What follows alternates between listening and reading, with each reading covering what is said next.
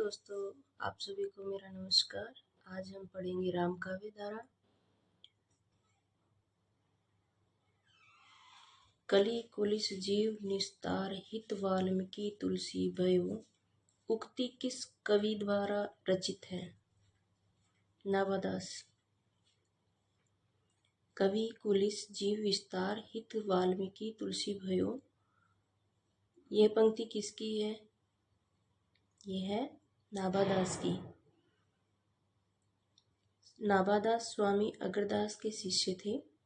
इनकी प्रमुख कृतियां भक्तमाल अष्टायाम।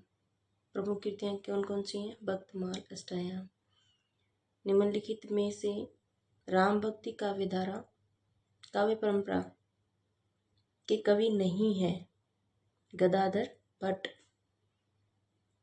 राम भक्ति काव्य परंपरा के कवि नहीं है गदाधर भट्ट। कृष्ण भक्ति परंपरा के गौड़ीय संप्रदाय के कवि यह रघुनाथ भट्ट गोस्वामी के शिष्य तथा भागवत के अद्वितीय वक्ता, जबकि गोस्वामी तुलसीदास नाभादास तथा हरदेराम भक्ति परंपरा के कवि हैं। मातु पिता जगताई तजो, विधु ने लिख्यो कछु भाल भलाई। यह आत्मापरक काव्य पंक्ति इसमें किसी भक्तिकालीन कवि की?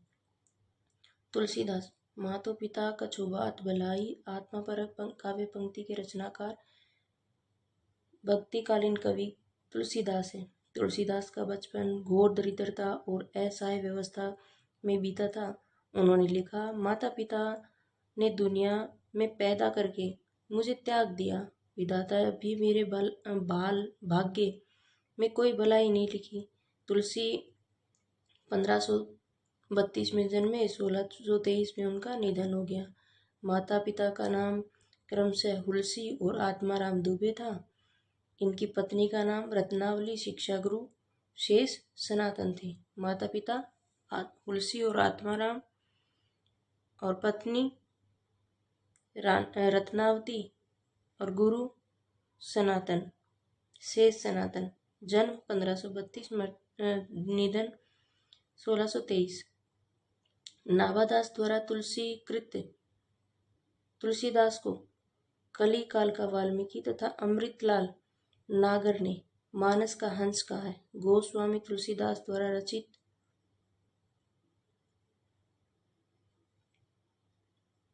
12 ग्रंथ प्रमाणिक माने जाते हैं। दोहावली, कवित रामायण, कवितावली, गीतावली, रामचरितमानस, राम आज्ञा प्रश्न, विनय पत्रिका, राम लल्ला नैचु, पार्वती मंगल, जानकी मंगल, भैरवी रामायण, वैराग्य संदीपनी तथा कृष्ण गीतावली।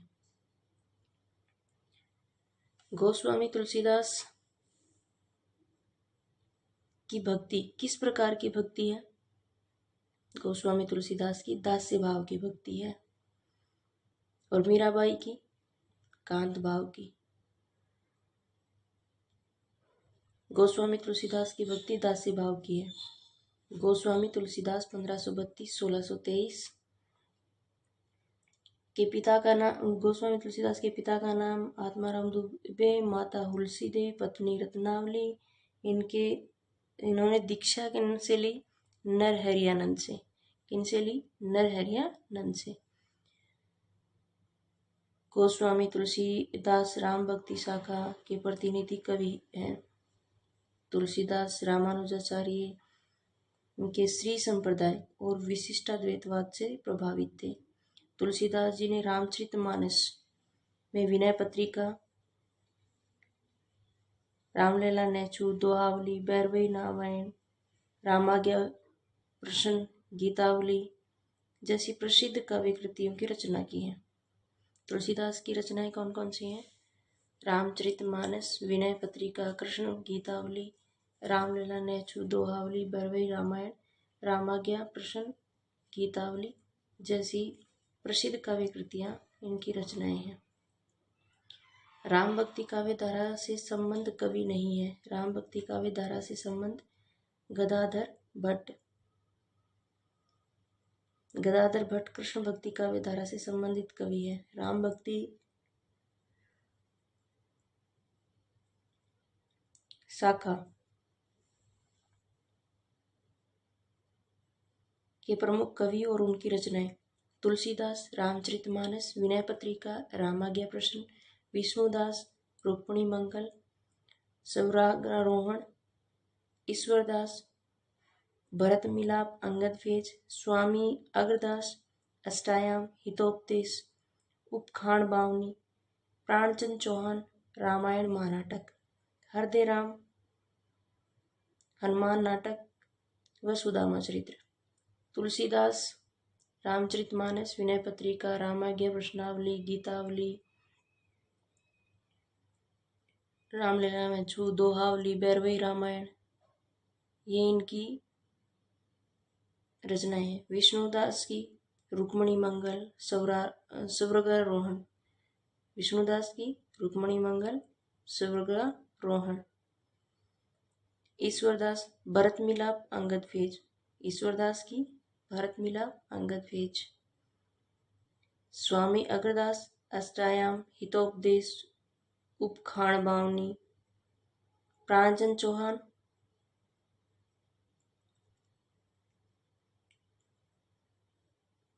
रामायण महानाटक, प्राणचंद चौहान रामायण महानाटक, हृदय राम हनुमान नाटक, सुदामा चरित्र, हृदय राम हनुमान नाटक, सुदामा चरित्र। सुंदरकांड रामचरितमानस का कौन सा कांड सर्ग है? कौन सा कांड सर्ग है?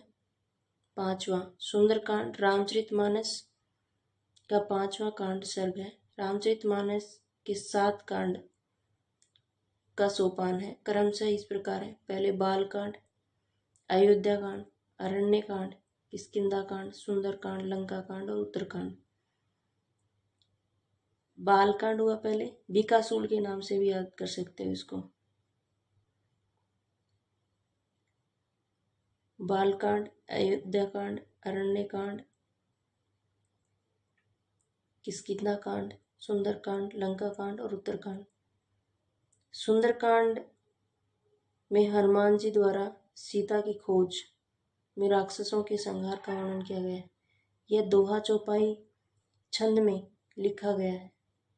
अयोध्या कांड को रामचरितमानस का हृदय स्थल कहा जाता है। रामचरितमानस की रचनाएं तुलसीदास जी ने संवत 1631 ईस्वी में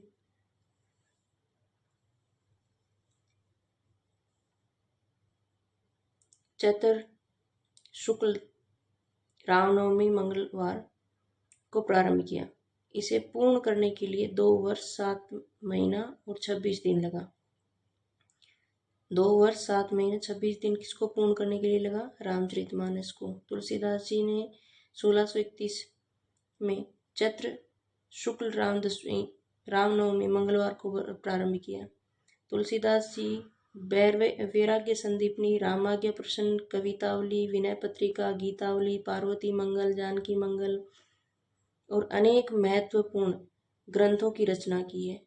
सियाराम मैं सब जग जानी, करहूँ प्रणाम जोरी जुग पानी। उपयुक्त पंक्ति में तुलसीदास ने किस दार्शनिक सिद्धांत की व्यंजना की है? विशिष्टोद्वैत सिद्धांत। सियाराम मैं सब जुग पानी पंक्ति की तुलसीदास के विशिष्टोद्वैत सिद्धांत की व्यंजना की है। विशिष्टाद्वैत सिद्धांत का आचार्य रामानुज सन 1016 से 1127 प्रतिपादित किया है। दार्शनिक मत इनके अनुसार यद्यपि जगत और जीवात्मा दोनों कार्यरत हैं, ब्रह्म से भिन्न है, फिर भी वे ब्रह्म से ही उद्भव है। ब्रह्मा से उसका उसी प्रकार का संबंध है जैसा उनकी किरणों का सूर्य से।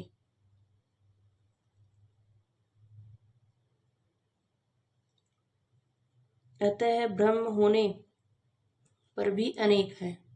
कीर्ति भनीति भूति भली सोई, सुरसई सम सब है हित को हुई। ये किसकी पंक्तियां हैं? तुलसीदास जी की। कीर्ति भनीति भूति भली सोई, तुलसीदास सुरसरी सम कह हित होई। मेरे नैनन विरह की बेला भई। सींचत नैन नीर के संजनी मूल पतार गई। सूरदास। नव मरकट मणि श्याम कनक मणिगम ब्रजबाला। वृंदावन को रीझी मनु पहिराई माला। नंददास। माधो मैं ऐसा अपराधी, तेरी भक्ति होत नहीं साधी। कबीरदास। रामचरितमानस में तुलसीदास ने सर्वप्रथम इनमें से किनकी वंदना की है? रामचरितमानस में तुलसीदास ने सर्वप्रथम सरस्वती गणेश वंदना की है। रामचरितमानस की रचना संवत 1631 ईस्वी में चैत्र शुक्ल राम नवमी को हुई। इनकी रचना में कुल 2 वर्ष 7 महीना 26 दिन लगे। मानस में 7 कांड, सोपान जो क्रम से बालकांड, अयोध्या अरण्य कांड, किष्किंधा कांड, सुंदरकांड, लंका कांड, उत्तरकांड। अयोध्या कांड को रामचरितमानस का हृदय स्थल कहा जाता है। आचार्य हजारी प्रसाद द्विवेदी ने तुलसीदास का संपूर्ण काव्य समन्वय की विराट चेष्टा है। आचार्य शुक्ल के अनुसार हिंदी काव्य की प्रौढ़ता के युग का आरंभ गोस्वामी तुलसीदास द्वारा हुआ है। तुलसीदास ने सर्वप्रथम मानस को रसखान को सुनाया था। सर्वप्रथम तुलसीदास ने मानस को किसको सुनाया था? रसखान को सुनाया था। आचार्य शुक्ल के अनुसार हिंदी काव्य की प्रौढ़ता के युग का आरंभ गोस्वामी तुलसीदास द्वारा हुआ है। हिंदी काव्य की प्रौढ़ता के युग का आरंभ किससे माना है? आचार्य रामचंद्र शुक्ल ने तुलसीदास द्वारा। हजारी प्रसाद द्विवेदी ने क्या कहा? तुलसी का संपूर्ण काव्य समन्वय को विराट चेष्टा। निम्नलिखित एक लाइन और रह गई। रामचरितमानस की प्रथम टीका अयोध्या के बाबा रामचरण दास ने लिखी है। निम्नलिखित में से लोकमंगल की साधना का कवि कहा जाता है। लोकमंगल की साधना का कवि तुलसीदास को कहा जाता है। लोकमंगल की साधना कवि तुलसीदास को कहा जाता है। तुलसीदास की संदर्भ के विद्वानों ने कही गई उक्तियां। रामचंद्र शुक्ल। तुलसीदास उत्तर भारत के समय जनता के हृदय मंदिर में पूर्ण प्रेम प्रतिष्ठा के साथ विराज रहे हैं। पूर्ण प्रेम प्रतिष्ठा के साथ विराज रहे हैं। रामचंद्र क्या कह रहे हैं? तुलसीदास उत्तरी भारत की समग्र जनता के हृदय मंदिर में पूर्ण प्रेम प्रतिष्ठा के साथ विराज रहे हैं। हजारी प्रसाद द्विवेदी। भारतवर्ष का लोकनायक वही हो सकता है जो समन्वय करने की अपार धैर्य लेकर आया हो। हजारी प्रसाद द्विवेदी क्या कहते हैं? भारतवर्ष का वह लोकनायक वही हो सकता है जो समन्वय करने के अपार धैर्य लेकर आया हो। नाभादास। कलिकाल का वाल्मीकि। रामविलास शर्मा जातीय कवि। अमृतलाल नागर मानस का हंस। तुलसीदास द्वारा रचित विनय पत्रिका की रचना किस भाषा में हुई है? तुलसीदास द्वारा रचित विनय पत्रिका की रचना की भाषा ब्रज भाषा में हुई है। किस भाषा में हुई है? ब्रज भाषा में हुई है। एक बार ये वाली वापस देखते हैं व्याख्या। लोकमंगल की साधना का कवि तुलसीदास को माना है, पर रामचंद्र शुक्ल, हजारी प्रसाद द्विवेदी और नंददास और रामविलास शर्मा, अमृतलाल नागर ने क्या कहा? लोकमंगल की साधना का कवि तुलसीदास को कहा जाता है। तुलसीदास के संदर्भ में रामचंद्र शुक्ल ने उत्तरी भारत के समय जनता के हृदय मंदिर में पूर्ण प्रेम प्रतिष्ठा के साथ विराज रहे हैं। मतलब हृदय का मंदिर, मतलब अपने मन में पूर्ण प्रेम प्रतिष्ठा के साथ तुलसी जी विराज रहे हैं। हजारी प्रसाद द्विवेदी जी ने क्या कहा? भारतवर्ष का लोकनायक वही हो सकता है जो समन्वय करने का अपार धैर्य लेकर आया हो। समन्वय करने का अपार धैर्य मतलब जोड़ने का कार्य, समन्वय करने का कार्य, और उसके लिए धैर्य चाहिए होता है। तो हजारी प्रसाद द्विवेदी जी ने कहा कि लोकनायक वही हो सकता है जो समन्वय करने का अपार धैर्य मतलब बहुत बड़ा धैर्य लेकर आया। नाभादास। कलिकाल का वाल्मीकि कहा।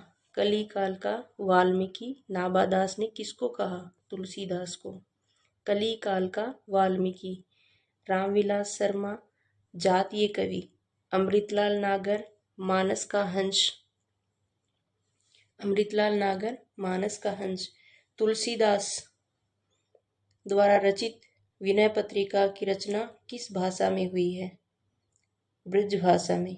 तुलसीदास द्वारा रचित विनय पत्रिका की रचना ब्रज भाषा में हुई है। तुलसीदास ने रामचरितमानस की रचना संवत 1631 ईस्वी में की प्रारंभ, जिसे पूरा करने में उन्हें 2 वर्ष 7 महीने 26 दिन का समय लगा। तुलसीदास की रचनाओं का सामान्य परिचय। रामचरितमानस, अवधि, वैराग्य संदीपनी, ब्रज, रामलला, नैचु, अवधि व दोहावली। रामचरितमानस की रचना 1631 और निधन कब हुआ था? 1632 में। 1632 में ही हुआ था। तुलसीदास की रचनाओं का सामान्य परिचय। रामचरितमानस अवधी भाषा में, वैराग्य संदीपनी ब्रज भाषा में, रामलला नैचु अवधी भाषा में, दोहावली ब्रज भाषा में। जानकी मंगल अवधी भाषा में, कवितावली ब्रज भाषा में, पार्वती मंगल अवधी भाषा में, गीतावली ब्रज भाषा में, भैरवी रामायण अवधी भाषा में, कृष्ण गीतावली ब्रज भाषा में, रामाज्ञा प्रश्नावली अवधी भाषा में, विनय पत्रिका ब्रज भाषा में। अब अवधि की कौन कौन सी हैं? रामचरितमानस, रामलला नैचु, जानकी मंगल, पार्वती मंगल, भैरवी रामायण और रामाज्ञा प्रश्नावली।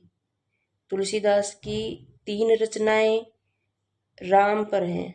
रामाज्ञा प्रश्नावली, रामचरितमानस, रामलला नैचु, तीनों ही अवधी भाषा में हैं। 2 मंगल हैं, पार्वती मंगल, जानकी मंगल, ये भी दोनों अवधी भाषा में हैं। एक रामायण है, भैरवी रामायण। वैसे तो 4 रचनाओं में हो गए राम शब्द, भैरवी रामायण में भी तो राम है ना, तो ये भी अवधी भाषा की है। और ब्रज भाषा में वैराग्य, दोहा, कविता, गीता, कर्षण और विनय, ये सब ब्रज भाषा में है। मेघाकर बहुगुणा द्वारा रचित कृति है रामायण प्रदीपम। मेघाकर बहुगुणा द्वारा रचित कृति कौन सी है? रामायण प्रदीपम। मेघाकर बहुगुणा द्वारा रचित कृति रामायण प्रदीपम है। अन्य विकल्पों की कृति के रचनाकार निम्न हैं: महावीर चरितम, भवभूति, गंगा शतकम, लोकरत्नम, गुमानी पंथ। नाभादास किस भक्ति धारा के कवि हैं? नाभादास राम भक्ति भक्त कवि हैं। नाभादास भक्तिकालीन राम भक्त कवि माने जाते हैं। ये स्वामी अगरदास के शिष्य थे। नाभादास की 3 कृतियां उपलब्ध हैं: भक्तमाल, अष्टायाम और राम भक्ति संबंधी स्फुट पद। राम भक्ति संबंधी स्फुट पद। भक्तमाल में के लगभग 200 भक्तों का चित्रगान है। अष्टायाम ब्रजभाषा गद्य और पद्य दोनों में अलग अलग उपलब्ध होता है। सच पूछा जाए तो मध्य युग की समग्र स्वाधीन चिंता के गुरु रामानंद ही थे। कि उक्त कथन किसका है? मतलब सच में पूछा जाए तो मध्य युग की समग्र स्वाधीन चिंता के गुरु रामानंद ही थे। यह कथन किसने कहा? हजारी प्रसाद द्विवेदी ने। इसने कहा हजारी प्रसाद द्विवेदी ने। सच पूछा जाए तो मध्य युग की समग्र स्वाधीन चिंता के गुरु रामानंद ही थे। उक्त कथन रामानंद के विषय में हजारी प्रसाद द्विवेदी का है। रामानंद का जन्म प्रयाग के ब्राह्मण परिवार में हुआ था। उनकी माता का नाम सुशीला देवी था और पिता का नाम पुण्य सदन था। कबीर, रैदास, सुरसुरी, अंतानंद, पीपा, धन्ना इनके प्रमुख शिष्य थे। स्वामी रामानंद द्वारा स्थापित रामानंदी संप्रदाय को ही रामावत संप्रदाय कहा जाता है। रामानंद के प्रमुख ग्रंथ रामार्चन पद्धति, राम रक्षा स्त्रोत, आनंद भाष्य, वैष्णव ताज भास्कर, योग चिंतामणि, सतनामी पंथ। कौन कौन से रामानंद के ग्रंथ? श्री रामार्चन पद्धति, राम रक्षा स्त्रोत, आनंद भाष्य, वैष्णव ताज भास्कर, योग चिंतामणि और संतनामी पथ। मतलब राम की अर्चना करने की पद्धति, राम की रक्षा करने का स्रोत, आनंद का भाष्य, वैष्णव ताज भास्कर, योग की चिंतामणि और सतनामी पंथ रामानंद के द्वारा लिखे गए ग्रंथ हैं। रामानंद के माता का नाम सुशीला देवी, पिता पुण्य सदन। रामानंद का जन्म कहाँ हुआ? प्रयाग के ब्राह्मण परिवार में हुआ। कबीर, रैदास, सुरसुरी, अंतानंद, पीपा, धन्ना इनके प्रमुख शिष्य थे। रामानंद के शिष्य कौन कौन है? कबीर, रैदास, सुरसुरी, अंतानंद, पीपा, धन्ना इनके प्रमुख शिष्य हैं। रामानंद द्वारा स्थापित रामानंदी संप्रदाय को ही रामावत संप्रदाय कहा है। आलवार भक्तों के विषय में कौन सा कथन गलत है? ये सभी उच्च वर्ण जाति के थे। दिए गए तथ्यों में ये सभी उच्च वर्ण जाति के थे, तथ्य सही नहीं है। ये सुदूर दक्षिणा के वैष्णव भक्त, इनकी संख्या 12 थी। ये सभी उच्च वर्ण जाति के। आलवारों में आंडाल नाम की एक महिला भक्त थी। ये सब इसके ऑप्शंस हैं। आलवार सुदूर दक्षिण के वैष्णव भक्त थे। इनकी कुल संख्या 12, जिसमें महिला आलवार संत आंडाल भी शामिल है। मानी जाती है ये आलवार भिन्न भिन्न जातियों में पैदा हुए थे, परंतु संत होने के कारण उनका समान रूप से आदर है। 12 आलवार संतों का समय 6वीं से 9वीं शताब्दी के बीच माना जाता है। ये आलवार भिन्न भिन्न जातियों में पैदा हुए थे, परंतु संत होने के कारण उनका समान रूप से आदर है। 12 आलवार संतों का समय 6वीं से 9वीं शताब्दी के बीच माना जाता है। भगवान को सगुण मानकर उनकी भक्ति पर बल देने वाले भागवत धर्म के भेदों और उनके संस्थापकों को सुमेलित कीजिए। श्री संप्रदाय, रामानुजाचार्य, ब्रह्म संप्रदाय, माघवाचार्य, रुद्र संप्रदाय, विष्णु स्वामी, संकादिक संप्रदाय, निम्बार्काचार्य। अब इसका ऑप्शन नीचे वाले पढ़ लेते हैं व्याख्या। श्री संप्रदाय रामानुजाचार्य, दार्शनिक मत कौन किसका है? विशिष्टाद्वैतवाद का। ब्रह्म संप्रदाय माघवाचार्य, द्वैतवाद। रुद्र संप्रदाय विष्णु स्वामी, शुद्धाद्वैतवाद। संकादिक संप्रदाय निम्बार्काचार्य, द्वैताद्वैतवाद व भेदाभेदवाद। गौड़ी संप्रदाय चैतन्य महाप्रभु, द्वैताद्वैतवाद। राधा वल्लभ हित हरिवंश। संकादिक संप्रदाय को निम्बार्क संप्रदाय, हंस संप्रदाय या कुमार संप्रदाय के नाम से भी जाना जाता है। संकादिक संप्रदाय को निम्बार्क संप्रदाय, हंस संप्रदाय या कुमार संप्रदाय के नाम से भी जाना जाता है। कौन से संप्रदाय को? संकादिक संप्रदाय को। निम्बार्काचार्य होने के कारण इनको निम्बार्क संप्रदाय, द्वैताद्वैत और भेदाभेद हंस संप्रदाय व कुमार संप्रदाय। नाभादास कृत भक्तमाल से संबंधित कौन सा तथ्य सही नहीं है? कौन सा तथ्य सही नहीं है? उत्तरार्ध में मध्यकालीन भक्तों का विस्तृत जीवन वर्त दिया गया है, ये सही नहीं है। कौन से सही है? यह भक्तिकालीन भक्तों के संबंध में प्रमाणिक रचना मानी जाती है। भक्तमाल पूर्वार्ध में कलयुग से पहले के भक्तों का उल्लेख है और इतिहास की दृष्टि से उत्तरार्ध अधिक महत्वपूर्ण है। उत्तरार्ध में मध्यकालीन भक्त संतों का विस्तृत जीवन वर्त दिया गया है। नाभादास द्वारा कृत भक्तमाल के संबंध में उपयुक्त कथन सही नहीं है। सन 1585 के लगभग नाबादास कृत भक्तमाल के दो पहलू स्पष्ट होते हैं। प्रथम में छपियों के माध्यम से रामानुजाचार्य से पूर्व के सभी प्रकार के भक्तों के नामों का स्मरण मात्र। दूसरे पहलू में एक एक कवि या भक्त पर पूरा छपे जिसमें उस भक्त कवि के विशिष्ट गुणों का प्रकाश पड़ता है। एक छपे में 6 चरण होते हैं जिसमें किसी कवि की जीवनी नहीं आती, अतः उसे जीवनी साहित्य नहीं कहा जा सकता। उत्तरार्ध के मध्यकालीन भक्तों का विस्तृत वर्णन जीवन वृत्त दिया गया है। नाबादासकृत भक्तमाल के संबंध में उपयुक्त कथन सही नहीं है। 1585 में लगभग नाबादासकृत भक्तमाल के दो पहलू स्पष्ट होते हैं। प्रथम में छपियों के माध्यम से रामानुजाचार्य के पूर्व के सभी प्रकार के भक्तों के नामों का स्मरण मात्र, और दूसरे पहलू में एक एक कवि या भक्त का एक एक पूरा छंद छपे जिसमें उस भक्त कवि के विशिष्ट गुणों का प्रकाश पड़ता है। एक छपे के 6 चरण होते हैं जिसमें किसी कवि की जीवनी आ सकती है या उसे जीवनी साहित्य नहीं कहा जा सकता, अतः उसे जीवनी साहित्य नहीं कहा जा सकता।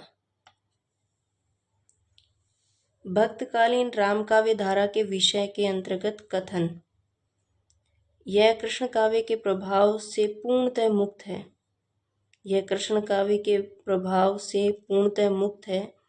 यह कथन भक्तिकालीन राम काव्य धारा के विषय में असंगत है।